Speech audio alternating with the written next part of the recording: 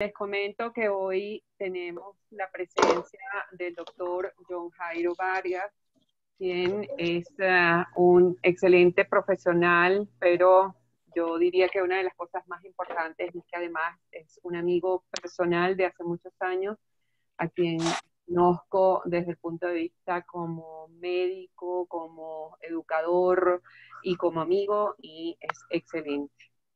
El doctor John Jairo Vargas Gómez, él es médico, especialista en dolor y en cuidados paliativos, es integrante del grupo de dolor y cuidados paliativos de la Universidad Pontificia Bolivariana de Medellín, coordinador de la especialidad en dolor y cuidados paliativos de la Unidad Pontificia Bolivariana, médico asistencial del Instituto de Cancerología de la Clínica Las Américas, Medellín, Colombia.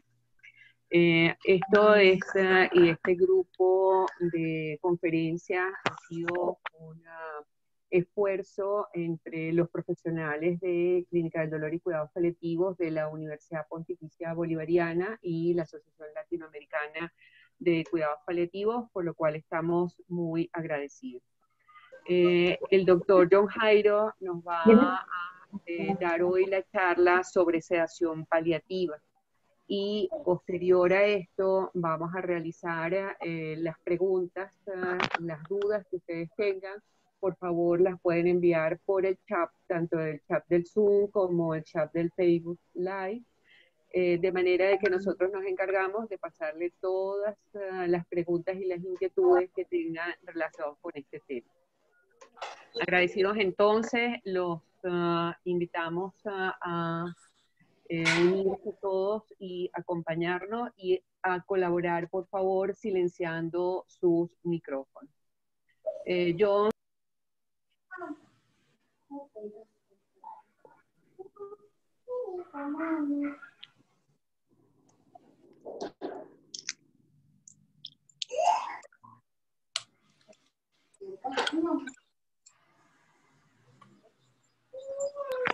Patri, tenés el micrófono silenciado.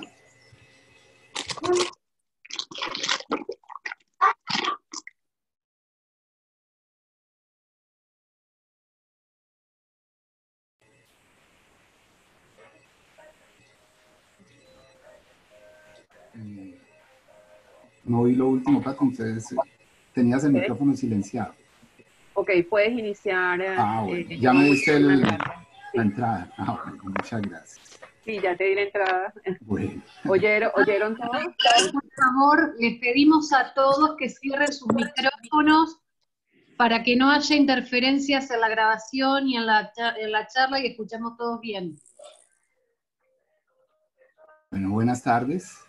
Primero que todo, realmente vale la pena agradecer el esfuerzo que la Asociación Latinoamericana de Cuidado Paliativo está haciendo.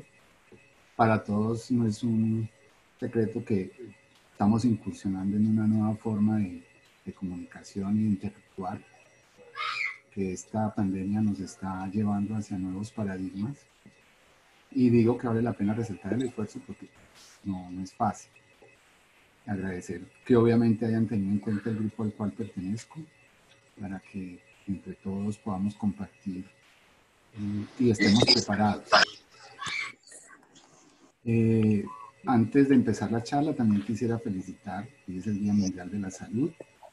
No quiero dejar pasar de lado esta fecha tan especial y pensar realmente que muchos de nuestros colegas en Europa, en Estados Unidos, como lo ha sido en Asia, están poniendo el alma y el corazón y hasta la vida. Oía que en Italia han muerto más de 90 médicos y más de 50 enfermeras. Yo creo que esto es un homenaje que tenemos que hacer y esperamos que nosotros no nos quedemos, llamémosle así, por debajo del compromiso que nuestros colegas en otros países nos han mostrado. Entrando ya en materia, vamos a hablar de sedación en el COVID, en el panorama de la pandemia o COVID-19. como les han dicho, pues mientras voy dando la charla, esperemos que los micrófonos estén silenciados. Yo también voy a estar abriendo y cerrando la cámara dependiendo pues de la interacción. Entonces vamos a comenzar. ¿Por qué hablar de sedación en el COVID? Y quise buscar como de las primeras estadísticas que salieron en enero y finales de enero, principios de febrero. Y esta es una estadística no de una entidad científica, sino de una noticia. Y les cuento que cuando yo lo vi, tengo que confesar que yo fui de los que la OMS regañó cuando ya declaró que era una pandemia. Recuerden que la OMS declaró que era una pandemia por dos cosas. Por la alto nivel de contagio que este virus estaba mostrando y porque estábamos todos muy absolutamente despreocupados. Lo veíamos como algo lejano y por eso la pongo, porque yo la vi. Yo dije, ve, en China, ve, qué cosa. 80%, casi 81% es leve. Que dice que no mostraban síntomas. Ah, no, está muy bien, la mayoría va a estar bien. Severo, un 13% decían, y cuando uno miraba que era severo, era porque tenían unos cuadros de neumonía, pero que la gente se recuperaba. Y que realmente crítico no eran más del 5%. Entonces, obviamente, cuando uno mira esta estadística de manera aislada, pues decíamos, bueno, otra gripa más, otro nivel de influenza, bueno, esperemos que, y lo dije así, esperemos pues que esto no pase a mayores y que la gente en China sea capaz pues de lidiar con ella. De los que recibió el regaño de la OMS, cuando el director de la OMS dijo, porque los gobiernos y la gente del mundo está totalmente despreocupada. No han entendido la magnitud y yo era uno de ellos. Pero resulta que la situación no fue así. Las estadísticas siguen siendo reales. Sigue siendo que el 5% va a necesitar ya cuidados intensivos, cuidados de avanzada. Pero la cosa es que de ese 5%, el 60% van a fallecer, independiente de lo que hagamos. Uno dice, bueno, 5% en 100, un poquito, y de ese 5 el 60, menos de 3, bueno. Pero como todos sabemos el nivel de contagio, pues ya no es unidades, ni son décimas, ni son centésimas, son miles y miles y miles en crecimiento exponencial, ya la situación se complica. Ya es un 5% multiplicado por 3 o 4 o 5 ceros. Entonces, tenemos que aceptar, y lo sabemos, que de COVID la gente se está muriendo. Que a pesar de los esfuerzos que la ciencia está haciendo en este momento, la gente se está muriendo por el COVID. Y ahí es donde entra el cuidado paliativo. Porque si la gente realmente, si esta pandemia no estuviera dando los niveles de mortalidad que tiene, pues, ¿para qué vamos a hablar, entre comillas, de sedación en cuidado paliativo? Sí podríamos hablar de cuidado paliativo, pero no de sedación. ¿Y por qué? ¿Por qué hablar de cuidado paliativo? Ustedes ven aquí la definición que todos conocemos. Simplemente quiero resaltar solamente una cosita. Cuando dice, a través de la prevención y el alivio del sufrimiento. O sea, en cuidado paliativo nos enfocamos en prevenir y en aliviar el sufrimiento de las personas. Y como dice la definición, no solamente de los pacientes, sino de las familias, como lo dice por aquí. Mejoran calidad de vida de pacientes y familias. ¿Y eso qué tiene que ver en el COVID? Cuando ya uno mira qué pasa en el COVID,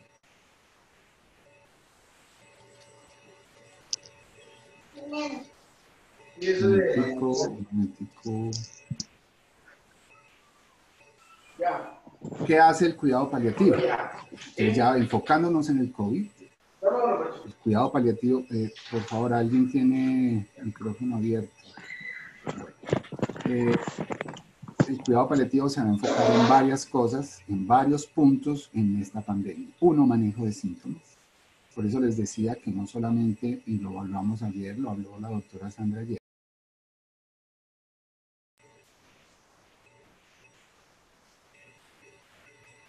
no solamente porque yo no me voy a morir, pero tengo síntomas como nos lo mostró Sandra ayer, sino porque también a medida que la situación empeore en mi cuadro clínico, tiene que haber un equipo, tiene que haber un grupo de personas que se dedican y que sepan conversar sobre los valores, los deseos y las metas de cuidado en mi caso particular. Ya en este caso, si soy del 5%, si soy de esas personas que cayeron en el estado crítico, o sea que ya el COVID me está poniendo en riesgo mi vida. Lo otro es que definitivamente si yo soy del 60% dentro de ese 5% que va a fallecer, qué rico que exista gente que esté pensando en que yo muera bien, muera en paz, ¿sí? Y eso lo tenemos que hacer los de cuidado paliativo. Y además de que me den ayuda y me cuiden, también de alguna manera permitan que mi familia se sienta soportada, se sienta arropada, se sienta abrazada.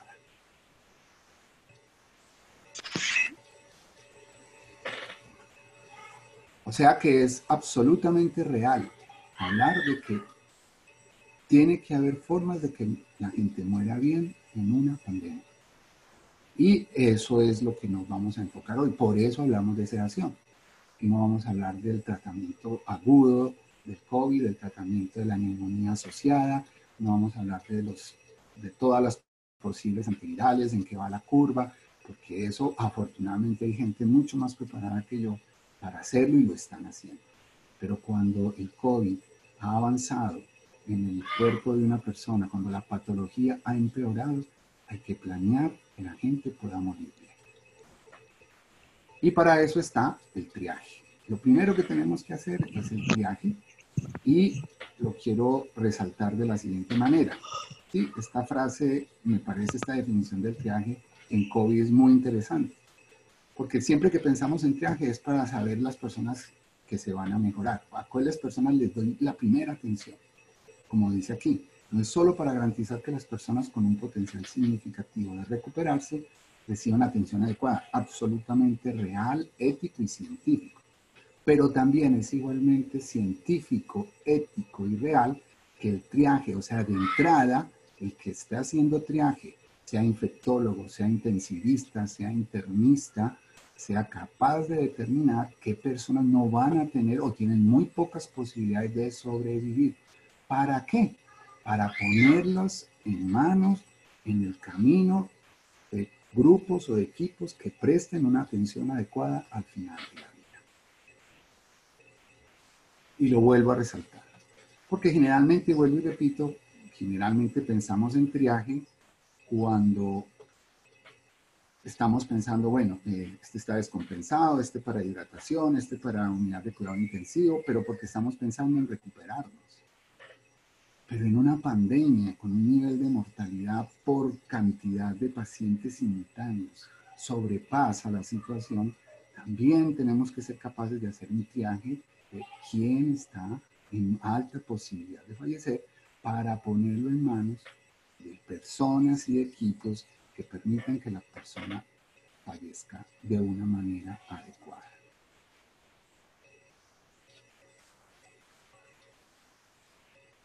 Y ese triaje, aunque no estoy entrando directamente a sedación, pero tenemos que saber qué pacientes de entrada vamos a tener que ir pensando en una posible sedación. Y ya vamos a ver por qué hay que pensar desde el principio. Tal vez este es otro tipo de enfermedad distinta a las que en cuidado paliativo estamos enseñados a tratar, en donde el proceso es relativamente largo, con recaídas y volver a recuperarse, nos da tiempo de planear, nos da tiempo de hablar, de explorar, ¿sí? Todos sabemos que en los primeros 7 días de la infección con COVID se puede marcar un pronóstico. Si después de 7 días el paciente no ha mejorado y antes se complica o sus parámetros fisiológicos han empeorado, posiblemente sea cuestión de pocas horas o de pocos días el fallecimiento. Por lo tanto, ¿en qué pacientes de entrada nosotros tenemos que pensar que pueden ser candidatos a que vamos pensando, no estoy diciendo vamos pensando en una posible situación ya de fallecimiento? Sabemos que entre más edad tengan los pacientes, con mayor fragilidad, y si fuera de eso se les agregan comorbilidades, que ayer las vimos, ¿sí? Ese paciente tiene un riesgo mayor de fallecer por esta pandemia que aquel que no tenga estas características.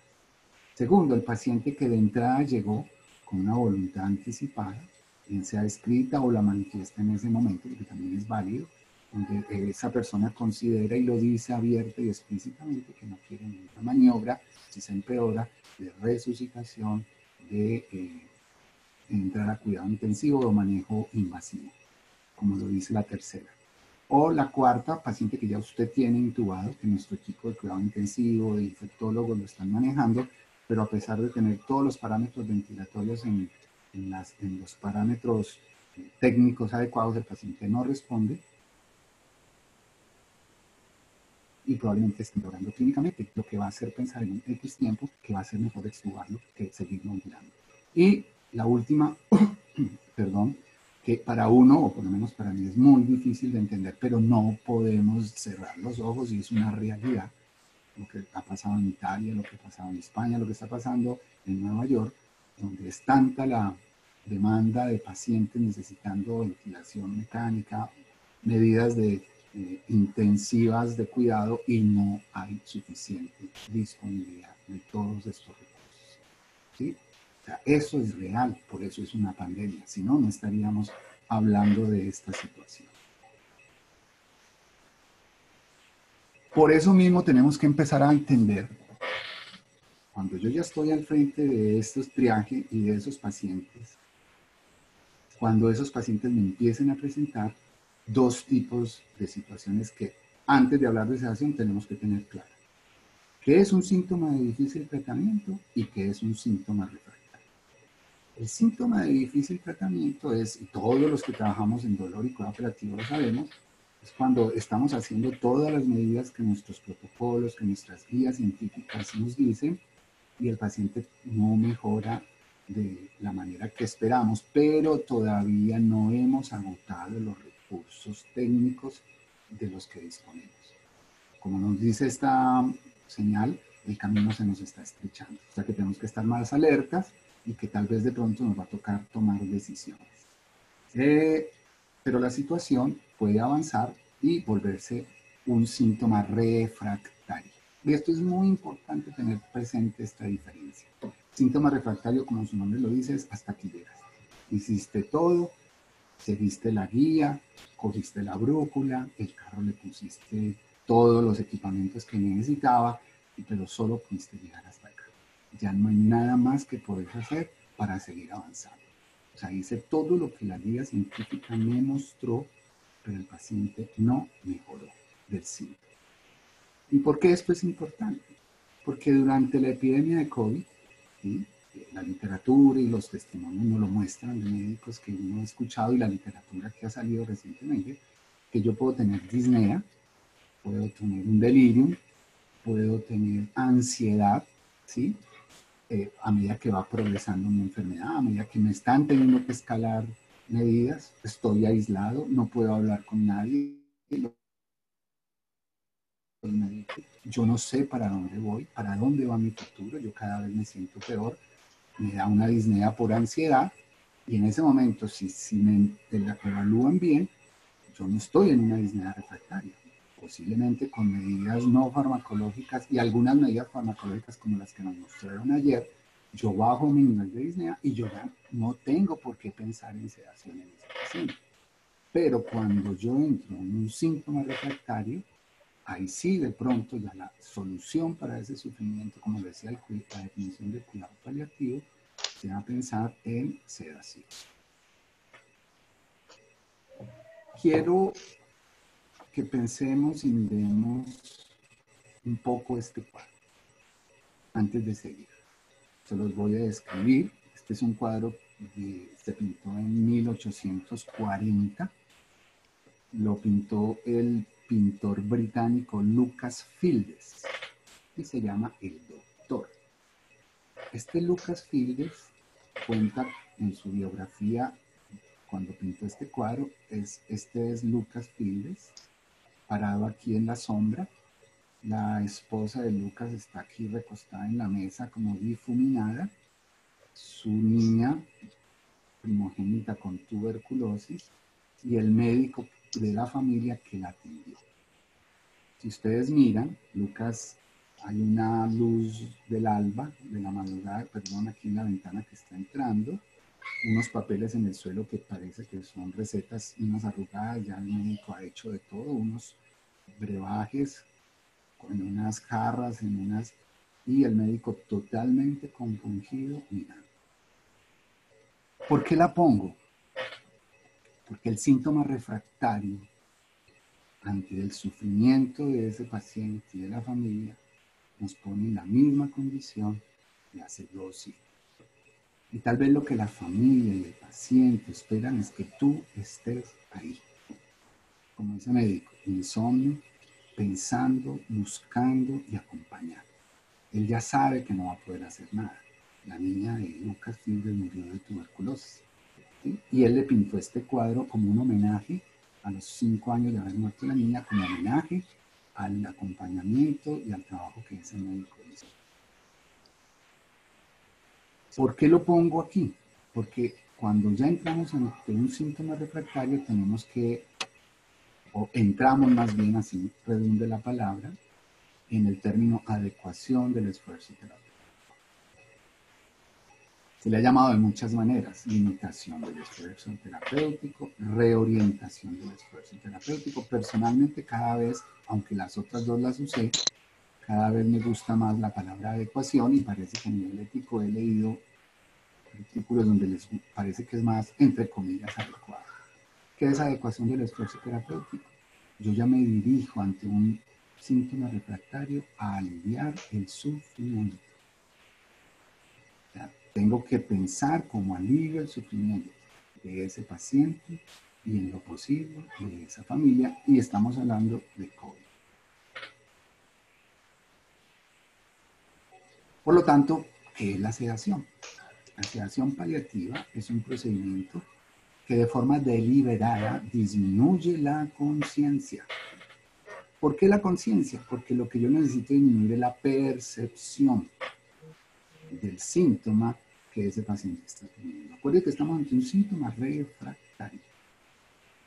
Obviamente, y ojalá, en lo posible, y lo digo ojalá, porque en un momento de pandemia, con un deterioro que sabemos por literatura puede suceder en horas, tal vez no haya ni siquiera la posibilidad de una conversación a fondo para obtener el consentimiento de una manera de ese paciente. Y a veces no vamos a tener ni siquiera paciente con quien conversar por el deterioro tan rápido. ¿Cuándo usamos la sedación? La empleamos para controlar síntomas en pacientes terminales.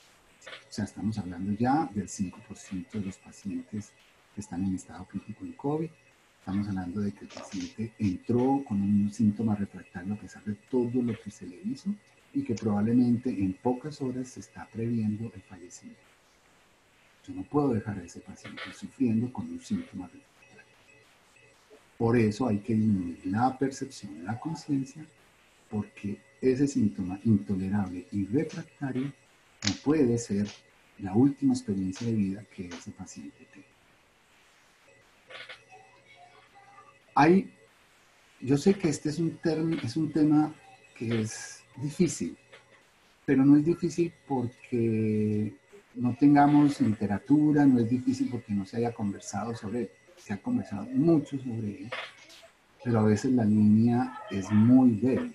La línea que separa una sedación paliativa hecha correctamente a otro tipo de procesos, o de, llamémosle así, de herramientas que se tienen en el mundo, es muy tenue, muy frágil. Entonces yo les quiero compartir, esto ya es personal. ¿Qué preguntas me hago yo? Obviamente yo no he atendido todavía pacientes con COVID en este caso, pero las quiero extrapolar de mi práctica diaria. Yo siempre, cuando voy a estar estoy al frente de un paciente con un síntoma refractario, bien sea por cáncer, por enfermedad cardíaca terminal, por enfermedad renal terminal, por cualquiera de las enfermedades de cuidado colectivo que todos vemos todos los días y que estén en un proceso ya terminal avanzado, yo me hago varias preguntas para saber si realmente yo sí estoy en el terreno de un síntoma refractario en una enfermedad terminal. Y la primera es, ¿realmente este paciente tiene un síntoma refractario? Yo tengo que volver a revisar que se haya aplicado todos los protocolos posibles y disponibles en mi ciudad, en mi servicio, para poder decir que existe un síntoma refractario. Agua. Por favor, silencio. El segundo es, ¿este síntoma refractario va a ser la causa o está siendo la expresión de una enfermedad que va a llevar al paciente a la muerte en corto tiempo? Ya llevamos 2 sís. Este síntoma refractario, si yo permito que continúe, va a generar un sufrimiento intolerable a ese paciente. Ya llevo 3 sís. 4 sí. El paciente, obviamente, como son, vuelvo y digo, pacientes en cáncer con los que hemos conversado, generalmente ya hemos hablado de eso. Pero en estos pacientes donde me llamaron en la mañana, yo llego a las 3 horas porque está en una disnea terminal, ya no hay cómo conversar. Pero si tengo cómo conversar, yo le podré preguntar y él me dará su consentimiento de la sedación. Si él no puede contestar por su estado de conciencia, porque es un delirium agitado, por la razón que sea, tengo tiempo y hay un familiar que esté disponible. Todos sabemos por literatura y las experiencias de los médicos de Italia y España, que son los que más he consultado, donde ellos dicen a veces van a llamar a la esposa del paciente y la esposa también está con un COVID, también en un proceso avanzado de enfermedad. O sea, no hay quien conteste, dónde están los tutores, etc. Y la última pregunta que a veces me hago, que también sirve, es, bueno, otro colega podrá pensar que esto no es un refractario, ¿será que me falta algo? Cuando yo contesto esto, que no es, es una checklist que no demora mucho, y a mí me dan la mayoría de preguntas sí o todas sí, yo puedo decir con cierta seguridad que estoy en el campo de empezar a pensar en alivio de un sufrimiento intolerable con un método de tratamiento que es la sedación.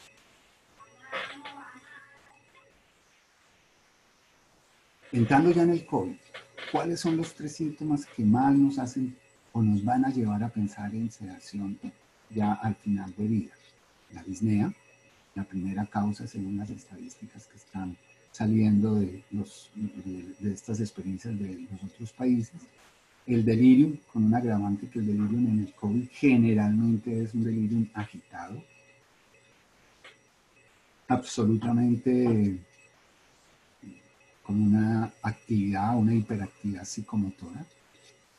Y la tercera causa, que es absolutamente también dramática, que son hemorragias pulmonares, los pacientes mueren en hemoptisis masivas. Todos sabemos que el COVID genera casi fenómenos de hiperinflamación y con unas coagulaciones intravasculares diseminadas, rompen la microcirculación, por eso es uno de los daños a nivel pulmonar. La otra causa que no la puse aquí, pero que cada vez se están encontrando más también, es cuadros de meningoencefalitis, hacen daño cerebral, hacen daño a nivel de encéfalo y eso genera cambios también a nivel de conducta. Estamos hablando, acuérdense, de síntomas refractarios. Ante esto, yo solo tengo 2 opciones. Si ya hice todo el checklist que hice, o yo dejo que el paciente fallezca así, en medio de todo ese sufrimiento, o definitivamente hago mi papel de cuidado paliativo, de alivio del sufrimiento, y uso las herramientas que tanto científica como éticamente están aprobadas. La sedación realmente a nivel mundial, el medicamento que más se usa es el midazolam. Todos lo conocemos, en la mayoría de nuestros países afortunadamente están. Tenemos un problema y es que llega un momento en que es tanta la necesidad de estos medicamentos que empiezan a escasear. Una de las recomendaciones que están dando últimamente es que empecemos a hacer entre comillas como stocks o kits de cuidado paliativo, pensando en que cuando llegue la crisis a cada uno de nuestros países podamos disponer de cierta reserva de estos medicamentos. El midazolam generalmente y se debe titular a nivel venoso, ¿sí? También se puede hacer subcutáneo, se demora un poco más, pero más o menos todas las guías coinciden y no hay mucha diferencia referencia también en lo que hacemos en otras entidades, en otras patologías. Se empieza con entre 2.5 miligramos a 5 miligramos de titulación, los pasamos en menos de un minuto, vemos la respuesta en 2-3 minutos, probablemente el paciente va a disminuir su nivel de conciencia y ahorita hablamos un poquito de cómo continuamos. La segunda medicación que tenemos y que debemos usar en estos pacientes son los opioides, no necesariamente por dolor. Los opioides todos sabemos que disminuyen la frecuencia respiratoria, sobre todo en esas taquipneas masivas que estos pacientes presentan. Fuera de eso, si hay dolor, pues nos van a ayudar y también generan, como todos lo sabemos a nivel central, una sensación de bienestar, una sensación, llamémosle así, de confort. No existe un opioide venoso mejor que otro para la sedación. La mayoría de los estudios se han hecho con morfina, y pues ese es el que usamos, no porque sea el mejor, sino porque la mayoría de los estudios están con morfina, pero también hay estudios con oxicodona, con hidromorfona. El hecho es que sea de presentación venosa. Y el otro grupo de medicamentos que se debe usar en estos pacientes durante la sedación son los anticolinérgicos. ¿Sí? ¿Para qué? Sobre todo para evitar las secreciones y evitar los ruidos, o llamémosle así, los estertores a nivel de expiratorios que se dan en estos pacientes. Generalmente en nuestro país usamos la iosina, butilbromuro de iosina, es muy buen anticolinérgico, pero también la literatura dice que si no hemos podido disminuir el nivel de secreción, no hay mucha, podríamos pensar en un poquito de atropina. Ojo pues que la atropina pues da hipertermia y si estos pacientes ya vienen con fiebre, pues podemos empeorar ese cuadro.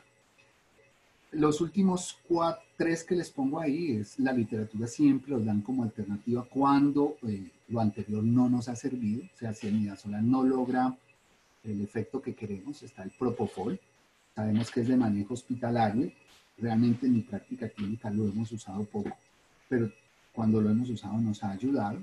Recomiendan el fenobarbital venoso. Personalmente yo no tengo experiencia con el fenobarbital para sedación, y en los países que disponen de levomepromacina venosa, nosotros no, lo recomiendan sobre todo en sedación para el delirium agitado, ¿sí? Pero nosotros, o por lo menos en nuestro equipo, tenemos experiencia amplia en pacientes con disnea, delirium, otros síntomas, aún delirium agitado, por cáncer, por otro tipo de situaciones, con midazolam, con opioides anticolinérgicos, y logramos el nivel terapéutico que queremos sin necesidad, la inmensa mayoría de las veces, de pensar en otros medicamentos. ¿Qué dosis? No hay un parámetro de dosis. Si lo que yo necesito es disminuir el sufrimiento porque tengo un síntoma refractario en el paciente, ¿cuál es la dosis? La que controle el síntoma refractario. Eso tiene que quedar claro. Si yo quiero y lo que me estoy proponiendo es que mi paciente fallezca bien, fallezca en paz, yo no puedo decir que ya no le pongo más dosis de midazolam o ya no le pongo más dosis de opioide y todavía tengo al paciente agitado y todavía tengo al paciente, por ejemplo, en plena disnea. Tengo que aumentar la dosis hasta que los parámetros fisiológicos me digan que ya la disnea mejoró porque ya no tiene la taquipnea, que ya no está agitado porque obviamente está sedado. Vamos a ver ahora con las escalas que lo hacemos, ¿sí? Pero la dosis es la que controle el síntoma refractario. Todos los estudios, las recomendaciones bibliográficas nos recomiendan que ojalá prefiramos la infusión continua, sobre todo por epidemiología, ¿sí? Cuando lo ponemos intermitente por horario, así logremos un buen control. Probablemente el paciente sí logremos mejorarle sus síntomas refractarios, pero vamos a estar exponiendo al personal de enfermería que entren cada 3, cada 4 horas, cada 5 horas, hasta que el paciente fallezca. Si yo estoy en un ámbito donde puedo dejar una infusión continua, pues la idea es esa, porque eso va a disminuir a nivel, recuerden que estamos en el parámetro de una pandemia, no estoy hablando de sedación en otro nivel de enfermedad. Es una pandemia donde hay que proteger a todos los que están en contacto con el paciente. Lo otro que viene es, ya estamos en pleno protocolo de sedación, me tengo que hacer la pregunta de todo lo que venía usando este paciente, ¿qué le dejo y qué no le dejo? ¿Sí? Y acuérdense que estamos hablando de adecuación del esfuerzo terapéutico. Y adecuar el esfuerzo terapéutico es hacerse la pregunta, ¿esto que el paciente está recibiendo le ayuda a morir bien? Estamos en el contexto de un paciente en sedación paliativa para aliviar síntomas refractarios, o sea, últimas horas de vida. Entonces, tendrá sentido que yo le deje la nutrición, tendrá sentido que yo le deje la hidratación, tendrá sentido que yo le deje el antibiótico que venía recibiendo. Si yo considero que el antibiótico o el equipo considera que el antibiótico le va a ayudar a morir bien, usted lo deja, pero si no, no tiene sentido que estemos poniendo más carga al personal de enfermería del que ya tiene para estar poniendo otras sustancias que no nos van a mejorar el proceso del bien morir. Y por último, ¿cómo sé yo que estamos logrando los objetivos de sedación? Tanto a nivel de experiencia clínica como evaluándolo con escalas. Simplemente les pongo la escala que más se usa, por lo menos es la que yo más uso, ¿sí? La escala de Ramsay. También está la escala Ramsay modificada, pero es básicamente casi la misma uso o función de la Ramsay, y que lo que buscamos en un paciente con disnea refractaria, delirium refractario, que el paciente esté en confort. Probablemente en confort de un nivel 4 para abajo, 4, 5 y 6. Posiblemente la percepción de ese síntoma en un nivel 1 obviamente todavía está, en 2, raro que esté tranquilo, ¿sí? Si está sufriendo, y en 3, todavía, aunque está somnoliento, el paciente está percibiendo. Entonces eso es lo que tenemos que tener presente. Siempre que estamos en una sedación paliativa,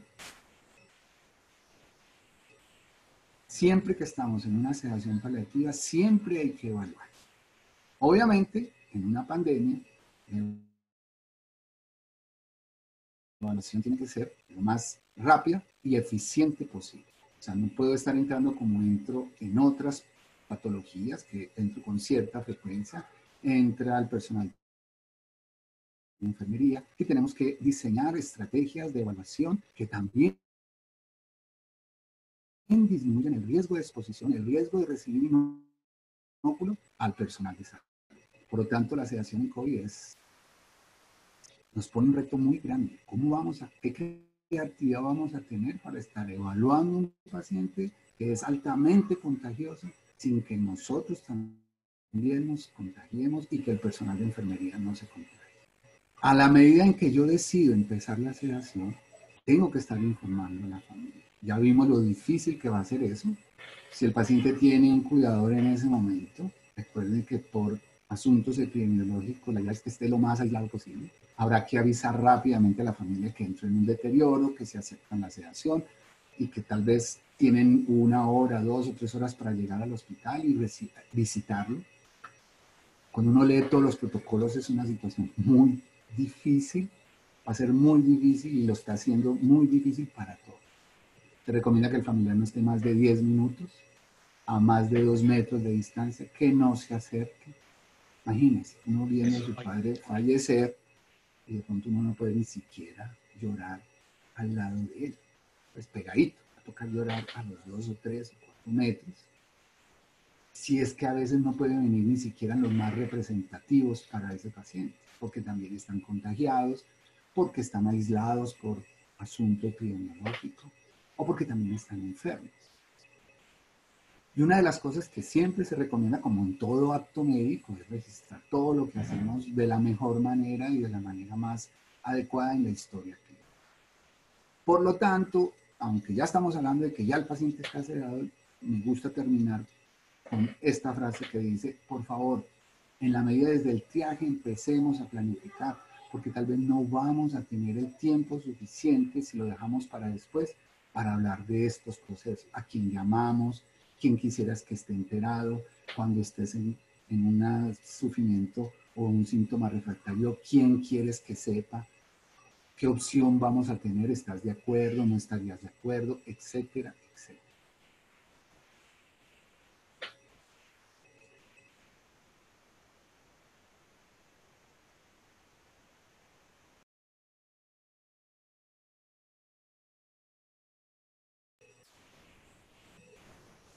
Ya. Morir aislado, morir solo o con la mínima compañía no es fácil, no va a ser fácil para nosotros presenciarlo, no va a ser fácil para nosotros concertar esa situación.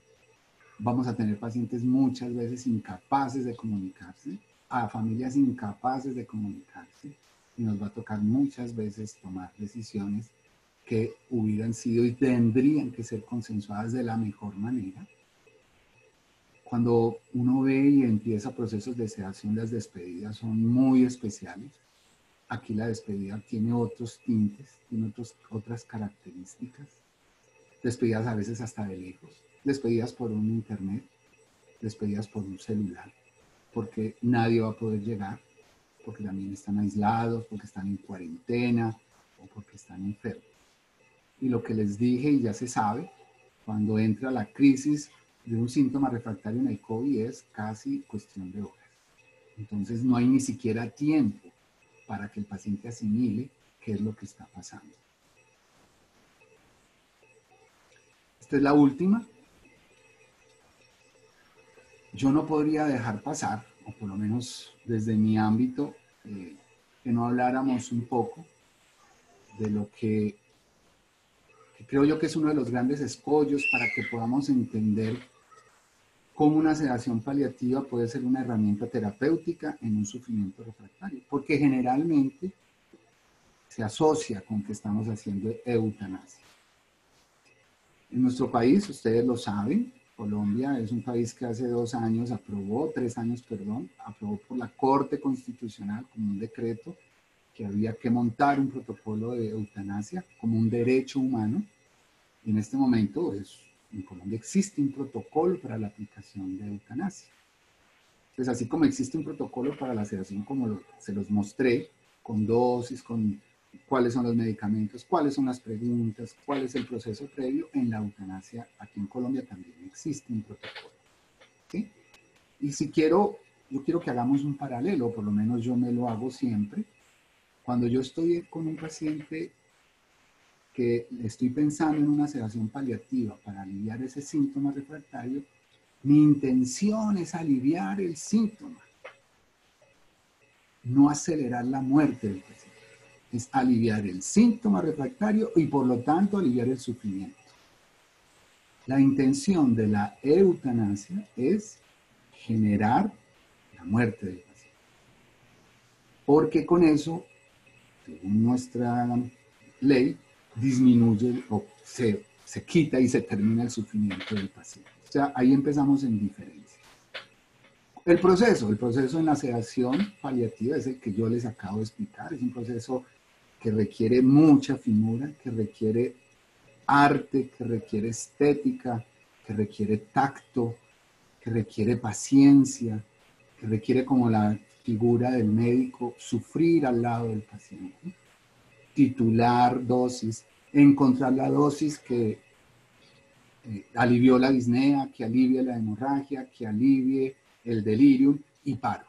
Esa es la dosis. Si con 2 miligramos hora de midazolam, 1 miligramo hora de morfina y 10 miligramos de iosina en infusión continua o en 2 miligramos de iosina en infusión continua, el paciente bajó la disnea, está sedado y su delirium disminuyó, paró la hemorragia, yo paro ahí, no aumento la dosis, la dejo el tiempo que le falte al paciente. En eutanasia, en nuestro protocolo en el país, cuando ya se entra a hacer la eutanasia, entre el minuto 0 y el fallecimiento no deben pasar nada. Obviamente en sedación nunca sabemos cuándo va a fallecer. Cualquiera. Cuando yo hago eutanasia, yo sí puedo decirle a la familia, tranquilos que en 2 minutos ya no va a vivir.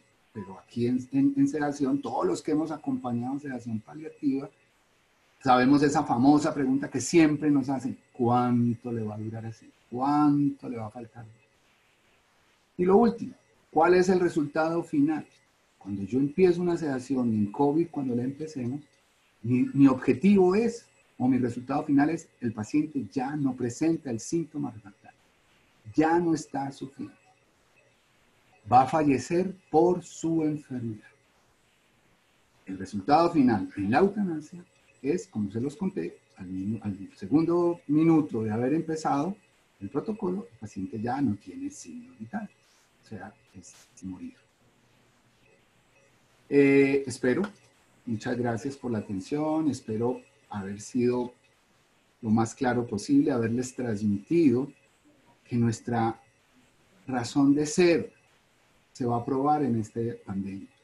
Ya se está probando en otros países, pero para nosotros va a ser el momento de mostrar de qué estamos hechos, qué tan paliativistas somos, qué tan realmente nos dejamos doler del sufrimiento del otro y no vamos a permitir que la gente muera sufriendo más de lo que ya va a estar sufriendo. Muchas gracias. Quedo disponible para lo que considere.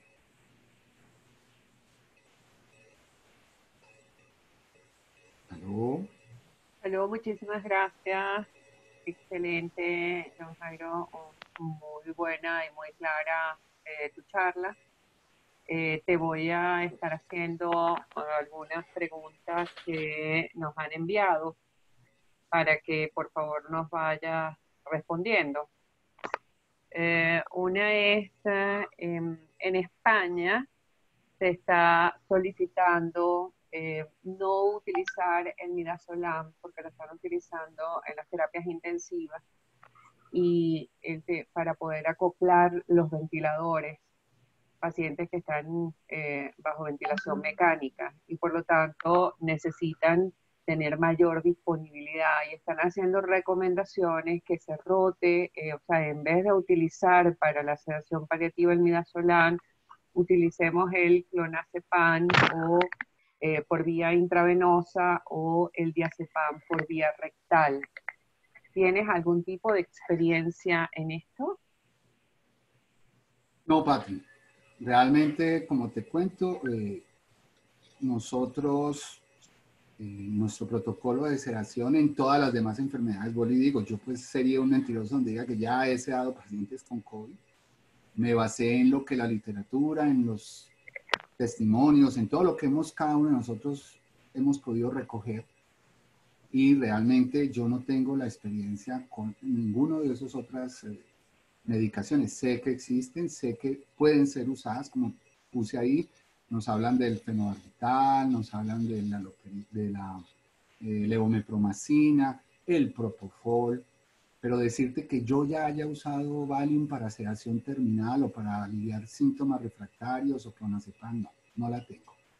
Tendría que pues ponerme a estudiar. Y lo otro que me hace es pensar que es muy complicado. Nada menos hoy yo repartí ese artículo, sí, es un artículo de unos bioeticistas que no tienen que ver directamente con la sedación, pero ellos cuestionan que, por ejemplo, todos sabemos que en Cataluña ya salió una, llamémosle así, una ley, no una ley, como una indicación de que pacientes mayores de 80 años con COVID no van a recibir cuidado intensivo ni medidas avanzadas de cuidado. Entonces, hay 4 bioeticistas y filósofos muy importantes de España que ya se pronunciaron diciendo que eso pues, es absolutamente antiético, que es casi una cosa, llamémosle así, eugenésica, ¿cierto? Solo favorecemos al que se va a mejorar y va a poder seguir produciendo. Y yo pensaría aquí exactamente lo mismo. No para armar un debate, sino que yo diría, tiene tanto valor que este muera bien, a que me pongan a ensayar con medicamentos que yo no sé ni siquiera si en la literatura, yo nunca he leído en la literatura que cedemos a pacientes en fase terminal con sufrimiento refractario con Valium y clonazepam, nunca lo he leído.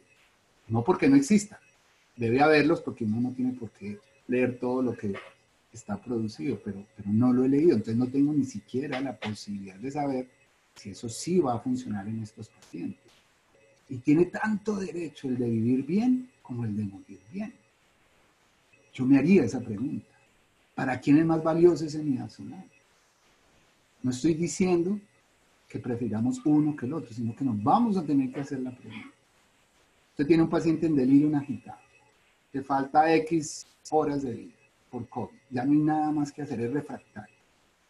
Y lo voy a dejar amarrado, poniéndole bolos de Valium hasta que logremos, sin saber si realmente eso es lo que hay que hacer, porque el midazolam se fue para, entre comillas, luchar con aquellos que, entre comillas, todavía tienen posibilidad. Es difícil. Estamos ante una situación que nos pone, que no es normal y obviamente las respuestas pues a veces se salen también de lo normal. Pero ya contextualizándome y centrándome en lo que me preguntas, te mentiría donde diga que sí, que los he usado. No tengo ninguna experiencia con esos medicamentos y tampoco he leído nada al respecto. Tendría que ponerme a leer. Listo, gracias. A ti, Patri. Hay otras preguntas. En el retiro de la medicación y de las medidas, ¿debe autorizar quién? ¿La familia? Si estamos hablando de que el paciente pueda estar intubado, cuando vamos a hablar de sedación paliativa o de retiro de medicamentos. Muy buena pregunta. Realmente, acuérdense que estamos en una pandemia.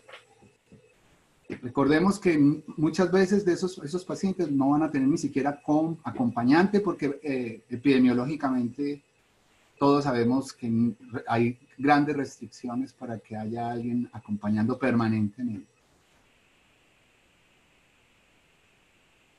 Cuando estamos ante una situación que no es una pandemia, estamos ante lo que normalmente en cuidado paliativo estamos enseñados a hacer, es obvio, ético, es lógico, es científico hacer consensos.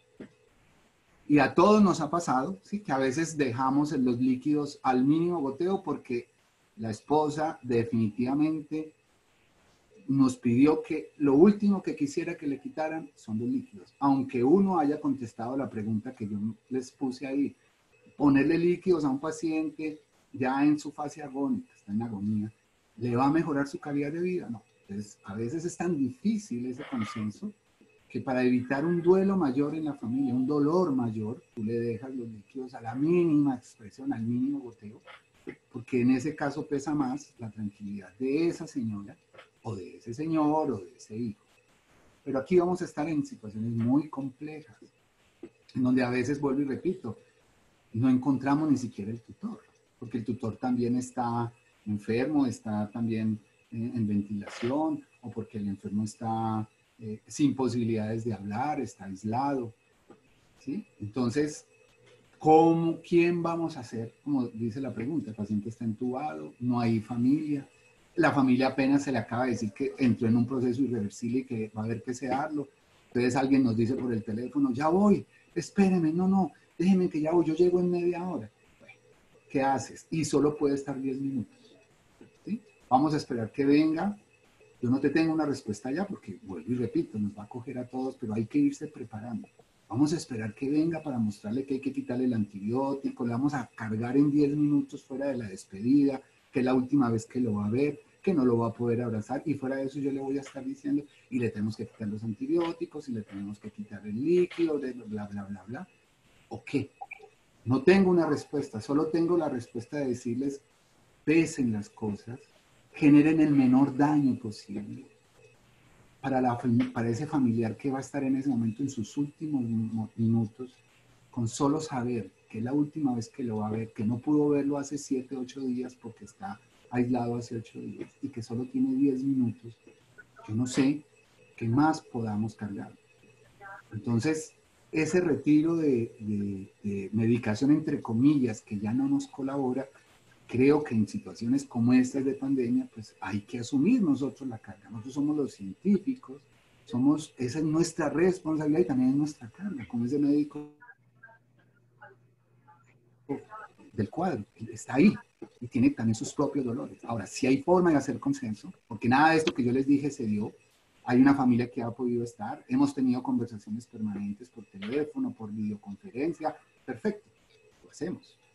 O sea, todo va a ser dependiendo de, no hay un protocolo en una pandemia, no hay un protocolo rígido, es totalmente, se acomoda a la mejor situación y al menor dolor y sufrimiento posible de todos los que estamos ahí, porque aún es de nosotros.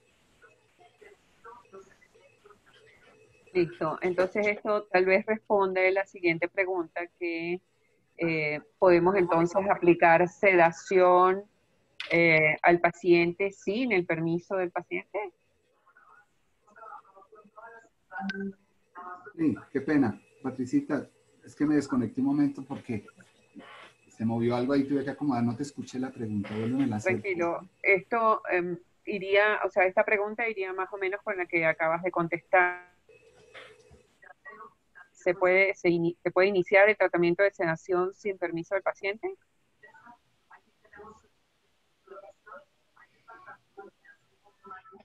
Excelente pregunta también, porque nos vamos a ver todos abocados a eso. Va a haber esa situación. Todos hemos tenido pacientes en cuidado paliativo que yo llego a la habitación, le he visto su deterioro, cáncer de pulmón con linfagitis carcinomatosa, metastásico, sin líneas de quimio ya posibles, un paciente ya en fase terminal avanzada, y usted le ve una taquimia de 22 por minuto, 30, 35, el paciente con tirajes. Tú le explicas, le has hablado varias veces de la sedación y le preguntas, ¿quieres dormir? Y hay pacientes que me han dicho, no, no me duele. No me duele. Yo no lo doy, aunque yo quiero dormir, porque es un paciente autónomo, es un paciente que está íntegro en sus sentidos y está dueño de sí. Tengo un paciente en delirio agitado donde ya no hay autonomía, que es la segunda causa de sedación en COVID. En otras la ponen de primera, además de la disnea. Es más, podemos tener pacientes, como pasa en cáncer, que tenemos más de un síntoma refractario simultáneo. He leído series donde pacientes que tienen disnea y hemorragia, tienen disnea y delirio agitado. Entonces, ahí ya no hay autonomía. ¿Sí? No tengo un familiar, porque no está, por todas las razones que les dije, no puedo dejar que ese paciente muera agitado, que se haga daño, que lo tengamos que amarrar con el riesgo de exposición epidemiológica a que grite, a que tire saliva, a que se desconecte, etcétera. Hay que dormirlo. ¿Sí? Lo mismo aquí en la disnea, la hemorragia. Entonces yo sí creo, no es que yo me imponga, es que la situación es tan grande, el síntoma refractario es tan inmanejable y no tengo tiempo, que eso es lo otro.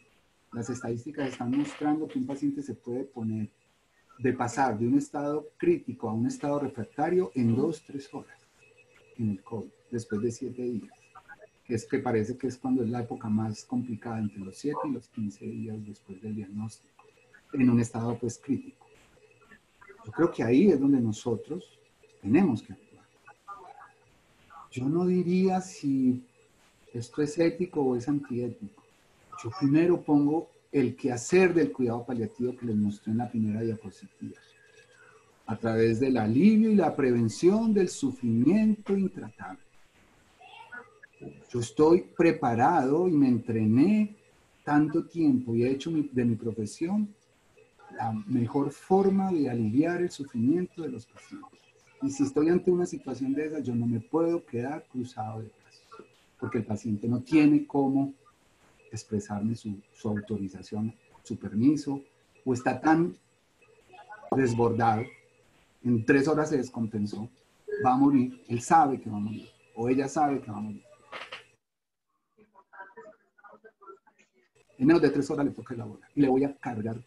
Es difícil, obviamente con preguntas cortas le puedo lograr entender un poco, pero a donde los quiero llevar es que tenemos que intentar lograr el consenso, pero si no se logra, si no se puede... Regalas por favor 2 pañitos, por favor. No, gracias. Ya voy a acabar para estar con ustedes, ¿ok? Hay un micrófono abierto. Yo no puedo esperar con los brazos cruzados. Esa es mi respuesta. Muy bien, excelente. Realmente es muy complejo, como tú dices. Pensar y actuar en estos momentos es difícil, muy difícil. La otra pregunta tiene algo que ver con la ética. Que se leyeron algunos estudios de bioética que durante la pandemia se puede obviar la firma de consentimiento y solo se deja registrado. ¿Esto es así? ¿Has leído algo de esto?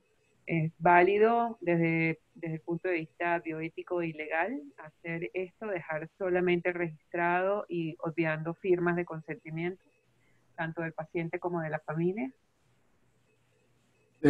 Yo sí leí esa parte. De todas maneras, sí quiero decirles que el otro miércoles vamos a tener a alguien que sabe mucho de esta parte de bioética y cuidado intensivo y en estas situaciones, que va a poder contestar mejor que yo la pregunta, pero sí leí, por ser una situación de pandemia, de aislamiento, donde la gente no debe ir a las clínicas donde los tutores tal vez van a tener que dar su consentimiento es a nivel virtual o a nivel a veces digital, donde el paciente no está en condiciones de escribir por muchas razones.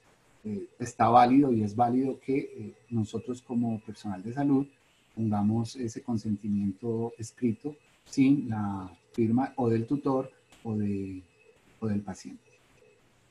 Obviamente estoy diciendo, si no se pudo ninguna de las cosas, yo no estoy diciendo que haya que saltarse todo y pudiendo lograrlo, no lo hagamos, pues porque estamos en pandemia, no, ojo. La pandemia nos obliga a ser creativos e interactuar de otra manera, pero no a saltarnos y a dejar de hacer lo que podamos hacer de manera ética y científica. Eso es lo que quiero dejar claro. Yo siempre les estoy contestando, es como en el paso siguiente, si no pude hacer lo que normalmente se ha hecho. Tú acabas de hacer la pregunta.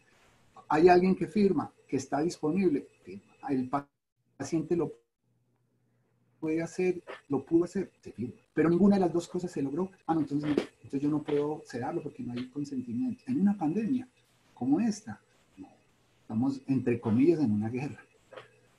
Y en una guerra hay que tomar decisiones que se salen, entre comillas, de lo cotidiano, más no de lo ético ni de lo humano. Ok. Y en la sedación paliativa que se requiere ser instaurada por el médico tratante, ¿cómo se hace si hay tanto volumen de pacientes y a veces este médico tratante no da abasto con tanto trabajo? ¿Es posible que lo inicie algún otro profesional? Excelente. Estamos desbordados. Pues digo desbordados a nivel mundial, ¿no? Aquí en Colombia pues todavía no, afortunadamente. No quiere decir que no lo vayamos a estar. Nos tenemos que ir preparando y creo que este es el sentido de estas charlas, que no nos cojan, como decimos normalmente en este país, con los calzones abajo. Y segundo, que no hayamos aprendido de lo que está pasando en otras partes. No podemos ser pues tan negacionistas que lo de allá no nos va a pasar acá. Y lo quiero decir porque allá los cogieron con los calzones abajo. ¿Qué es lo que están recomendando allá mismo? Y allá mismo nos llega la bibliografía. Por favor, entrenen a otras personas. Entrenen a grupos primarios, a equipos primarios de atención, los médicos de urgencia. Entrenen a los infectólogos, los intensivistas que saben de sedación, pero tienen que estar entrenados en tomar decisiones de último momento y de sedación paliativa. Porque tienes toda la razón, Pati. En el hospital donde yo estoy somos 4 paliativistas. Va a llegar un momento donde los 4 no estamos, por muchas razones. Entonces todos quedaron, no, aquí hay que entrenar y esto es parte del objetivo de estas actividades, de que los hospitales estén entrenándose, de que se estén pasando manuales, de que se estén pasando los protocolos, porque definitivamente no solo el médico paliativista va a hacer las sedaciones con síntomas refractarios en una pandemia. Tiene que ser el que está disponible y el que lo sepa hacer. Es más, hoy leía, ya me olvidé en qué parte lo leí, en donde decía, por favor, tengan como el checklist de la sedación al lado del puesto de enfermería y el médico que llegó, porque no hay nadie más que mire y lo haga. O sea, tiene 2 minutos para leer, entrenarse y hágalo, porque el paciente va a fallecer más. Porque el paliativista no está, porque está ocupado en otra parte, porque X. Acuérdense que queremos que la gente muera bien. Entonces no va a morir más porque no está el paliativista.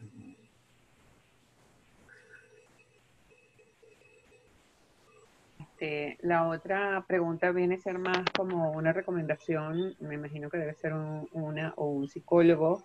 Recomendaría que el equipo esté en contacto con el psicólogo del equipo para recibir soporte, para dar indicaciones de asistencia emocional para el paciente y la familia. No, es una pregunta, disculpa. ¿Tú recomendarías que el psicólogo, que el equipo esté en contacto con el psicólogo del equipo para recibir soporte, para dar indicaciones de asistencia emocional para el paciente y la familia? Total, Pati, si me has oído la charla y he tratado siempre de decir equipo. Equipo de salud, el equipo de cuidado paliativo, porque vuelvo y repito, Si queremos prevenir y aliviar el sufrimiento, eso no es de una especialidad ni de una profesión. Más en estas situaciones, ¿sí? Vamos a necesitar soporte psicológico y empecemos por nosotros. Y todos lo sabemos porque lo hemos leído, lo hemos visto, testimonios en lo que está pasando en otros países, ¿sí? Y las familias, obviamente. ¿Sí? En la clínica y en el instituto donde trabajo ya, y en la clínica bolivariana, que es la clínica universitaria, la universidad con la que estoy, los equipos psicosociales en este momento están haciendo dos tipos de trabajo. Están haciendo teleconferencias, están haciendo teletrabajo con pacientes y familiares, que obviamente no son de COVID, están entrenándose y están haciendo soporte emocional a los equipos de cuidado intensivo, a los equipos de infectología y a los equipos de cuidado paliativo. Aquí todos vamos a tener que trabajar, todos. Todos somos importantes en una pandemia. Bueno, ya casi para terminar, quedan unas cuantas preguntas, pero creo que deberíamos ir también cerrando. Una de ellas ¿es común la interconsulta para la adecuación del esfuerzo terapéutico desde la UCI? Cada vez es muy interesante. Yo creo que la primera vez que me llamaron a mí de UCI, y hablo pues por lo mío, para que viera un paciente, fue hace por ahí unos 8 o 9 años, que yo mismo me sorprendí positivamente. O sea, te puedo decir que hasta hace 8 años yo nunca había entrado a UCI para otra cosa distinta que fuera interconsulta de cuidado paliativo. En este momento, desde el área de oncología, obviamente, del área de cardiología cada vez más, ¿sí? Entre los cardiólogos, los intensivistas y los paliativistas, cada vez más es el vínculo, tanto por bibliografía, estudios, y cada vez más se nos está teniendo en cuenta para tomar medidas de sufrimiento, alivio del sufrimiento, medidas de desconexión, medidas de desintubación, para conversar con las familias, para adecuación del esfuerzo terapéutico. Realmente todavía, y a nivel mundial uno mira la literatura, todavía no es la interacción tan voluminosa como debería ser. Pero si todavía en oncología a veces tenemos dificultades, y digo oncología que fue como el área donde nació el cuidado paliativo, pues no podemos esperar que en cuidado intensivo, que es todavía mucho más reciente esa interacción, ya esté funcionando óptimamente. Yo creo, y como hemos dicho, esta pandemia no va a dejar el mundo igual que antes. Creo que de aquí en adelante la interacción de cuidado intensivo y cuidado paliativo va a quedar todavía mucho más reforzada. Así que nos vamos a tener que preparar cada vez más los intensivistas para interactuar en el mundo de los cuidados intensivos.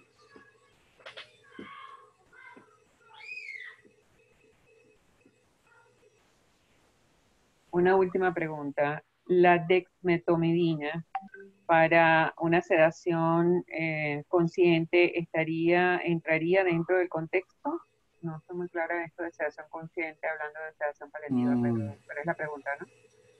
No, sabemos que la desmetomidina tiene su uso como analgésico, tiene su uso también en cuidado intensivo para procedimientos, ¿sí? Pero el problema que tenemos con la desmetomidina es su vida media tan corta, la dificultad a veces de titulación, y ahí sí yo pienso que es la dificultad también de existencia, ¿sí? Pensar, y vuelvo y te repito, no, yo una vez leí un artículo con 10 pacientes que habían hecho sedación paliativa con desmetomidina. Es el único artículo que tengo consciente en este momento de sedación paliativa con desmetomidina.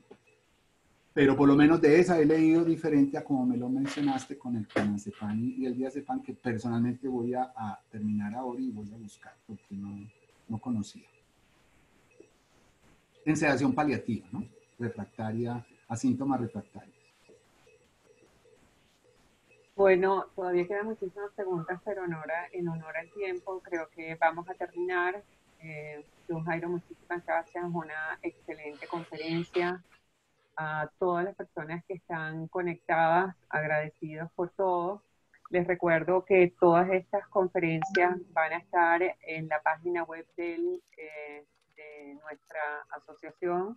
Ustedes pueden entrar directamente a cuidadospaliativos.org y ahí pues tendrán todos los beneficios que tiene la página. Y aprovecho también para invitarlos a hacerse socios de la LSP y así seguir formándonos y seguir uniendo esfuerzos, porque la verdad es que Latinoamérica necesita de cada uno de ustedes. Y si estamos unidos, pues será muchísimo mejor. Nuevamente agradecida, John Jairo. Los invitamos para la conferencia de mañana, que está muy relacionada con los temas de psicología, píldoras en el área de psicología y cuidados paliativos en pandemia.